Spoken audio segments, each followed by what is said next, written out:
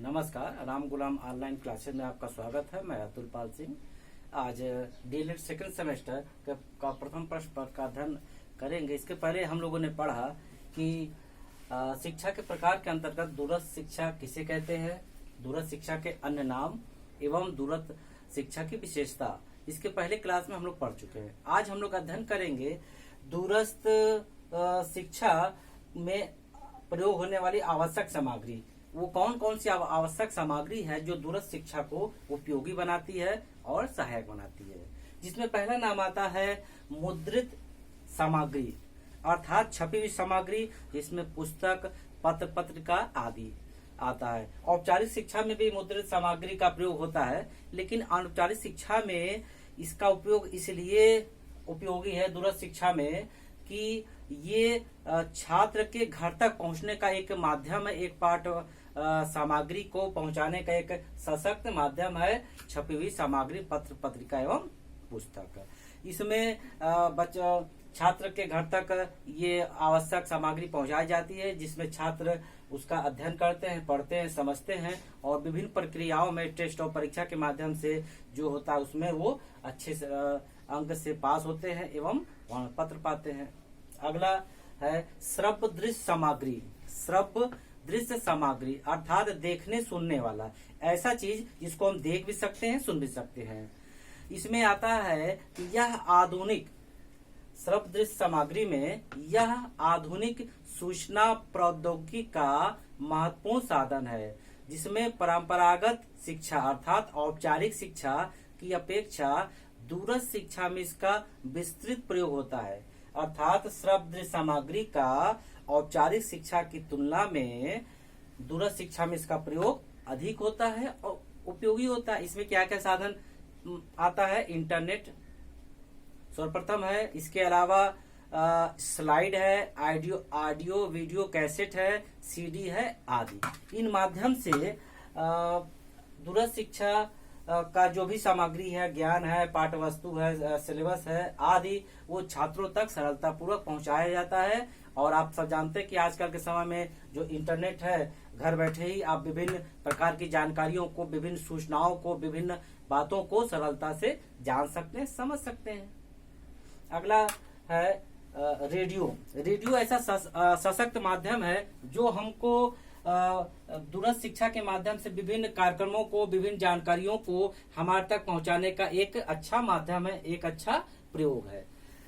दूरदर्शन, हम सब जानते हैं कि दूरदर्शन पर समय समय पर शिक्षा संबंधी कार्यक्रम आते रहते हैं, ज्ञानवर्धन कार्यक्रम आते हैं जो हमारे ज्ञान में वृद्धि करते हैं। और दूरस्थ शिक्षा के माध्यम से कुछ चैनल है, कुछ कार्यक्रम है, कुछ समय निश्चित है, जिसमें ये विभिन्न बातों को, जानकारी को, विभिन्न पाठ्य वस्तु को समय समय पर छात्रों तक पहुंचाते रहते हैं। कोई ऐसा इस समय घर नहीं है जहां पर दूरदर्शन ना हो, यानी टीवी ना हो। पहले रेडियो घर घर था, आज उसका स्थान दूरदर्शन यानी टीवी ले लिया है, जिसमें विभिन्न चैनल के माध्यम से हम अपने ज्ञान का विस्तार करते हैं, ज्ञान को जान सकते हैं, समझ सकते हैं। कंप्यूटर, कंप्यूटर आप जानते हैं आजकल का युग कंप्यूटर का युग है। कुछ समय से कंप्यूटर का विशेष रूप से प्रयोग हो रहा है। किसी भी क्षेत्र में ले लीजिए, कंप्यूटर शिक्षा क्षेत्र में ले लीजिए, रेलवे में, डाक विभाग में, बैंक में या किसी भी क्षेत्र में कंप्यूटर का विस्तार से प्रयोग हो रहा है। और एक अच्छे सशक्त सहयोगी के रूप में कंप्यूटर हमारा सहयोग कर रहे हैं, क्योंकि पहले विभिन्न आंकड़ा या विभिन्न जानकारी हस्तलिखित होती थी, हाथ से लिखी हुई रजिस्टर होता था, जिसमें विभिन्न सूचनाओं को देखने के लिए एक लंबा फाइल, एक लंबी अलमारी या भंडार कक्ष होता था, जिसमें इन चीजों को रखा जाता था। आज उन चीजों को, अधिक चीजों को कम स्थान में रखने का एक अच्छा माध्यम है कंप्यूटर। कंप्यूटर में किसी भी जानकारी को चाहिए, जैसे आप बैंक जाते हैं तो आपके जानकारी की कुछ आवश्यकता होती है, या बैंक से आपका कुछ सहयोग होता है, या बैंक में किसी प्रकार काम होता है, तो आपको विभिन्न डॉक्यूमेंट मांगा जाता है और कंप्यूटर के माध्यम से आपके विभिन्न जानकारियों को जान लेते हैं। हाँ, आप यहाँ के खाताधारी हैं और आपको जो सुविधा होती है वो दे दी जाती है। इसलिए जो कंप्यूटर है पढ़ाई में भी इसका विशेष स्थान है, विशेष महत्व है। आज कंप्यूटर घर बैठे आप विभिन्न चीजों को कंप्यूटर के माध्यम से जान सकते हैं। कि वर्तमान समय शिक्षा अधिगम में कंप्यूटर अपनी व्यापक भूमिका के महत्व को स्थापित कर चुका है, क्योंकि कंप्यूटर आज एक कंप्यूटर विषय के रूप में विभिन्न स्कूलों कॉलेज में पढ़ाया जाता है। जैसे आप देख सकते हैं कि जान सकते हैं, समझ सकते हैं, आसपास महसूस भी कर सकते हैं कि विभिन्न स्कूलों में आज कंप्यूटर शिक्षा एक कंप्यूटर विषय के रूप में भी अध्ययन कराया जाता है, पढ़ाया जाता है और बताया जाता है। जिसके परिणाम स्वरूप क्या हुआ कि आजकल के छोटे छोटे बच्चे, बहुत छोटे बच्चे 5 साल, 7 साल, 8 साल, 10 साल के आसपास के बच्चे कंप्यूटर को अच्छे से चलाना जान गए हैं और समझ गए।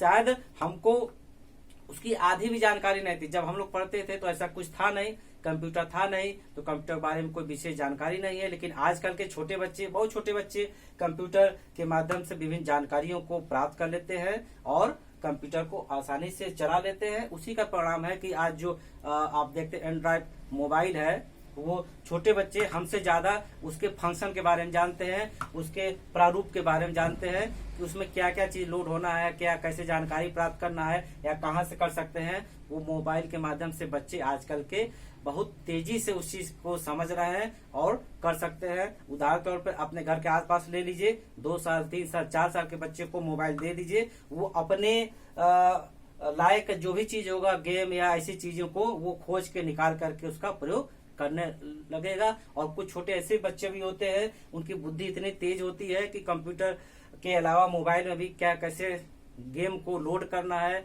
या अन्य चीजों को जानने का एक उनके पास सरल तरीका है, वो आसानी से चीज को कर लेते हैं। शायद हमको करना पड़े तो कुछ कठिनाई हो सकती है। और कंप्यूटर के माध्यम से हम अपने शिक्षण से संबंधित जानकारी प्राप्त कर सकते हैं, अपने देश और विदेश की संस्कृति के बारे में जानकारी प्राप्त कर सकते हैं नेट के माध्यम से।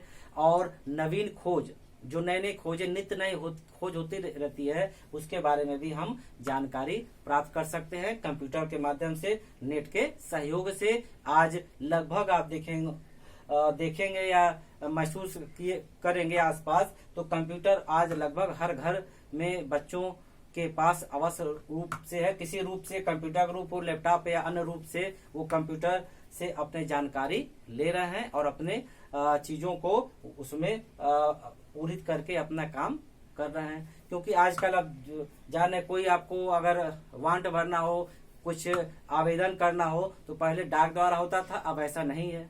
पहले डाक द्वारा एक लंबी लाइन लगती थी, लोग जाते थे अपने कामों को करने के लिए, लंबी लाइन लगा के अपने आवेदन को, अपने अन्य डॉक्यूमेंट को संप्रेषित करने के लिए डाक का सेवा का सहयोग लेते थे। लेकिन आज ऐसा नहीं है। कंप्यूटर पर अगर आपके घर है तो आप घर बैठ करके विभिन्न फार्म को या विभिन्न आवेदन को या विभिन्न कामों को कर सकते हैं। नहीं है तो आसपास कंप्यूटर जहां है वहां जाकर अपने कामों को आप कर सकते हैं। आज वर्तमान समय में विभिन्न कंप्यूटर के माध्यम से आप देखे भी होंगे, जान भी रहे होंगे कि विभिन्न परीक्षाओं का जो आवेदन भरा जाता है कंप्यूटर के माध्यम से है। विभिन्न परीक्षाओं का जो प्रवेश पत्र प्राप्त करना होता है वो कंप्यूटर के माध्यम से, जबकि पहले ऐसा नहीं था।